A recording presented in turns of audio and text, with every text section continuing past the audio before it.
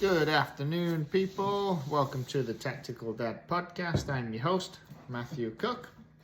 This is episode 41, and we're going to talk about the benefits of fixed and variable scopes, because there's broadly speaking, there's two categories, fixed and variable.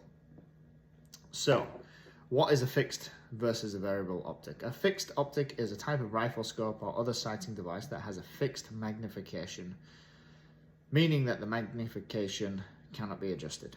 It's going to say 1x, so 1 times. So that's it. No magnification. Or it might be 4x. Either way, there's just one magnification. It's fixed. This means you are limited to using the scope at a single magnification level, which, depending on what you're doing with it, depending on what your intentions are, might be good or it might not be good. So depends on your shooting situation. A variable optic, on the other hand, is a rifle scope or other sighting device that has a range of magnification levels that can be adjusted by you, the shooter. This can allow you to adjust the magnification to match the range and size of your target, making it more versatile than a fixed optic. So this obviously, to me, I'm biased with this right now, but it seems like a variable optic is a better choice. You just have, but then again, my situation, my purposes make me lean towards that as an optic, because I'm not just doing one type of shooting from a specific distance, which a lot of people might be. I'm not, so that's why I lead towards the variable. Variable optics are typically more expensive than fixed optics. That was my dog in the background yawning. Variables more expensive than fixed, but they offer more flexibility, and they can be more suitable for like a wide range of shooting situations and activities. So I plan to do like quite a lot of different things, all in the tactical, competitive shooting, tactical moving around type, or that kind of stuff, that kind of thing, versus like just long range in one spot precision rifle shooting. So that's why I'm leaning towards variable optics, because they can give me that variety, and I don't have to buy a bunch of specific scopes and spend way more money on buying like 5 different scopes. I can get one that can do a range of things for me. That's what I'm leaning towards. I might change my mind over the years, who knows, but that's where I'm at right now. So what are the types of fixed optics? What types of fixed optics are there? And there are a few. There are a few different types. So what we've talked about a lot in the past, the red dot sight. So we sell a red dot reflex sight.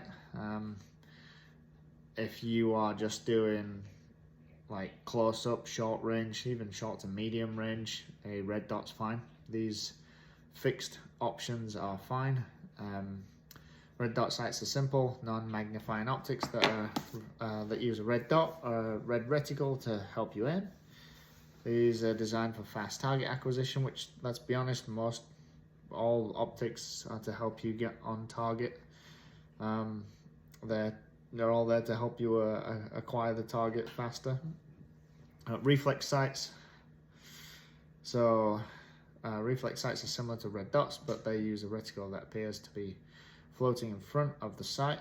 These sights are also designed for fast target acquisition.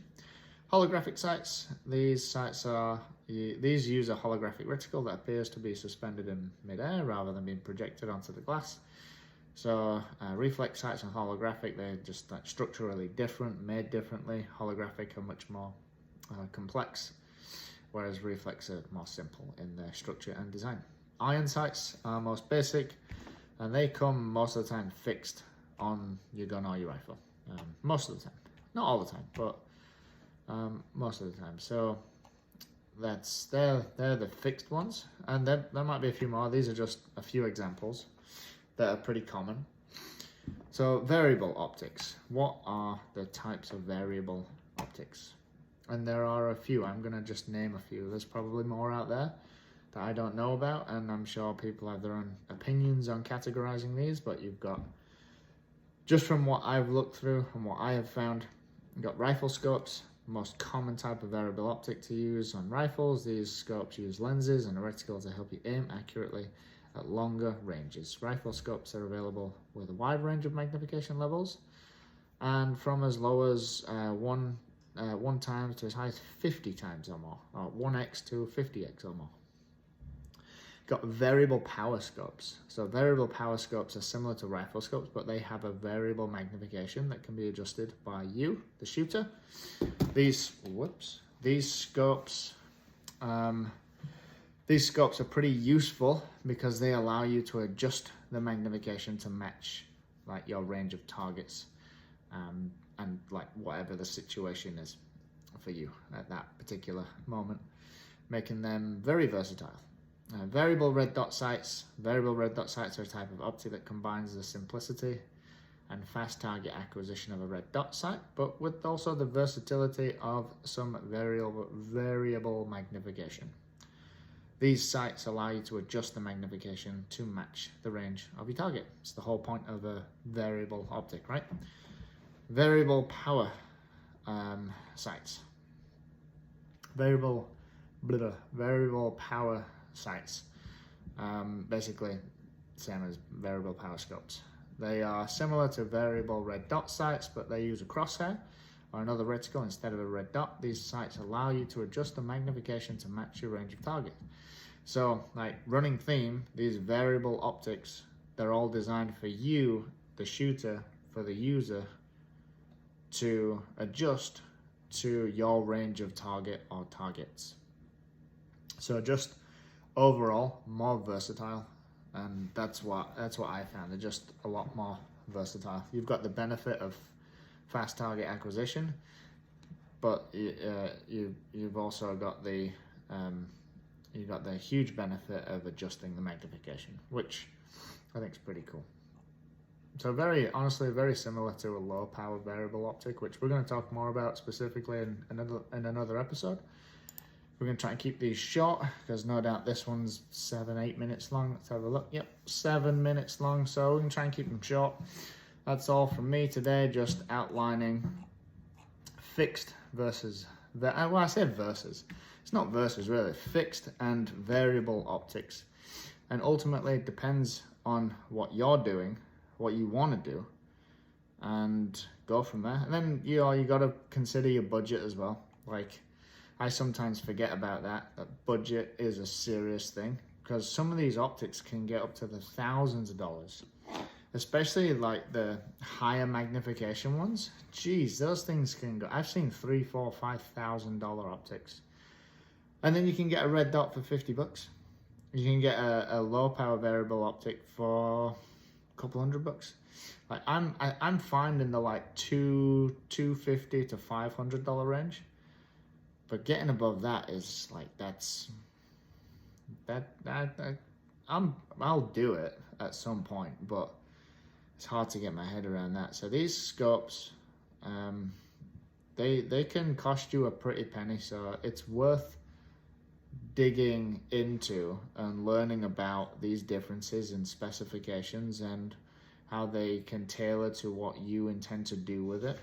It's worth it just from a cost perspective. Save yourself some money, and or if money is really no object, then maybe you just want to go and buy a bunch of fixed optics for whatever intentions you have with each one of the optics. Who knows? You can depends on your budget, but ultimately, what I'm getting from all of these optics is it really depends on what you are.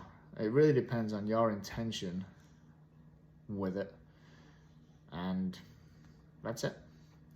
All right, we're going to talk next episode. We're going to talk about low powered variable optics. Like, you'll see the abbreviations in lots of, if you're looking into anything optic wise, you'll see LPVO, and I remember seeing that in a few videos and I was like, what the heck is that? Stands for low power variable optics. We're going to get into that in the next episode. And that's all from me today. Thanks for joining me. I'll see you soon.